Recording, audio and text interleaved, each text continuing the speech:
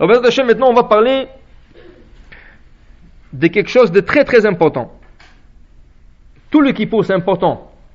La fin du Kippour. C'est quoi la fin de la fête?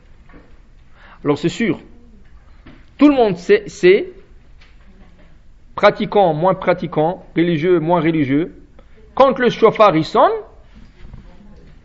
c'est la fin. C'est ça? Alors, il y a qui commencent déjà à courir, il y a qui sont déjà à la moitié du chemin. Maintenant, on va vous expliquer comment bien faire les choses. C'est quoi comment il faut se conduire quand le chauffard il sonne et qu'est-ce qu'il faut faire exactement? Alors voilà. On va parler d'abord de toute l'année longue.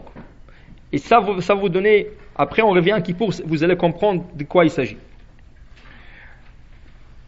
On sait que le jour, c'est depuis que le soleil monte sur l'horizon jusqu'au ce qu'on appelle le coucher de soleil. Maintenant, le coucher de soleil, quand vous êtes à la plage, vous allez en Floride, vous allez sur une montagne, vous voyez que le soleil commence à se coucher. Elle touche le bout du bas, il touche l'horizon, ça veut dire à la vue, il touche l'horizon, et le soleil commence à descendre petit à petit. Combien de temps ça prend? Il y en a qui disent que ça prend 13 minutes et demie. 13 minutes et demie. La question, ces 13 minutes et demie, je commence à les compter à partir de quel moment? Et ce n'est pas tout le monde qui sont à la plage pour le compter. Si on est dans une ville normale, tout ce qu'on voit, c'est tout d'un coup, la lumière du soleil diminue. Comment le compter? Deux grandes opinions, une grande discussion. Une opinion, on appelle ça le Géonim. Ils disent, dès qu'on ne voit plus le soleil, ça s'appelle le coucher de soleil. Dans la ville, on est dans une ville. Dans la ville, il y a des immeubles, il y a toutes sortes de choses. À la vue normale, quand je regarde le ciel, le soleil a disparu. Ça s'appelle le coucher de soleil. Tu comptes 13 minutes et demie, c'est la nuit. Ça, c'est une opinion. Deuxième opinion. Rabbeinu Tam, un grand décisionnaire, il disait non.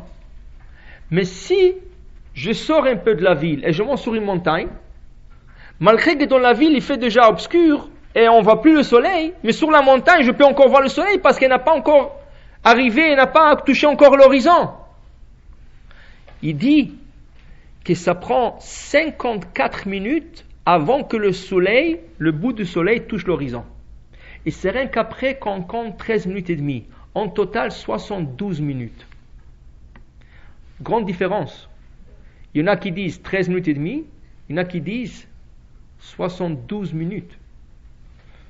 C'est grand comme différence. C'est grand. Alors regardez.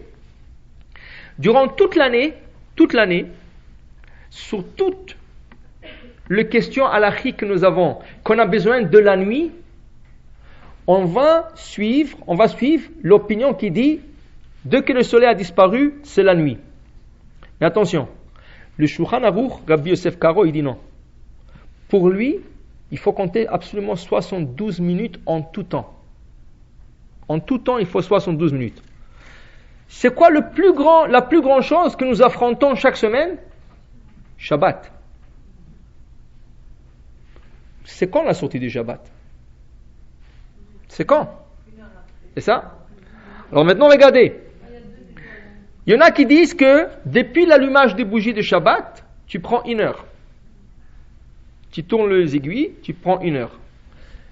Quand est-ce que nous allumons les bougies de Shabbat? 18 minutes avant le coucher de soleil. 20 minutes, on va l'arrondir, 20 minutes. Oui? Alors, si je prends depuis l'allumage des bougies de Shabbat et je tourne les aiguilles 1 heure plus tard, combien de temps j'ai attendu en vérité? 40. Oui? On levait le 20 minutes avant que ça commence. Et après le coucher, ça donnait 40. Tous les calendriers, sans exception, ils sont fixés à 40 minutes. Qui veut dire, dans votre calendrier, quand vous voyez l'allumage de bougie à 5 heures, sortie de Shabbat à 6 heures, ça va d'après l'opinion qui dit qu'on considère le coucher de soleil à la vue de l'œil dans la ville. Une fois que le soleil a disparu, on attendra 40 minutes et pour nous c'est complètement nuit. Même pour le Shabbat. Même pour le Shabbat. Le Shulchan Aruch ne dit pas comme ça.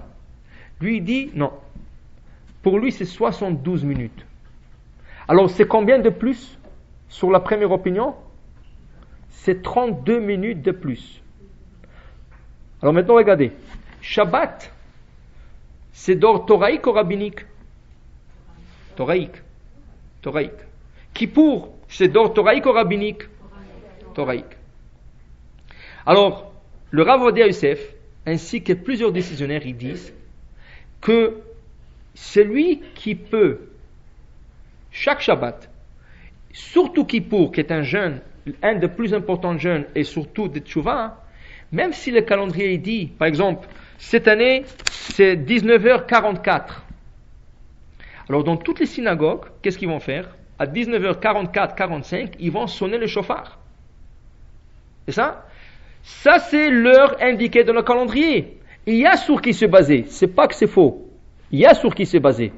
Seulement, on essaye toujours de bien faire les choses à l'iba de koule alma, selon toutes les opinions, surtout Kippour. On a jeûné déjà 26 heures. Pour une demi-heure encore, on va rater une opinion qui dit que tu n'as pas encore terminé Kippour. Ça ne vaut pas la peine. Faites le compte vous-même. Vous entendez le son de chauffard à 19h44-45, oui?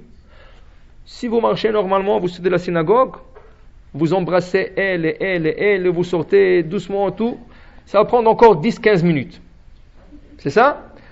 Le temps de descendre les escaliers, encore 5 minutes. Le temps d'aller à la maison, si vous ne courez pas, le temps que vous arrivez à la maison, c'est déjà 30 minutes. C'est déjà 30 minutes. Mais si vous allez vous mettre, j'ai entendu le chauffard, vous êtes déjà à la porte, vous êtes déjà en bas, vous courez à la maison, vous le ratez par 15 minutes, ça ne vaut pas la peine.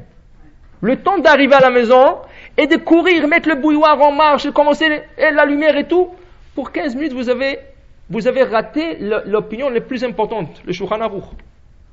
Ça ne vaut pas la peine.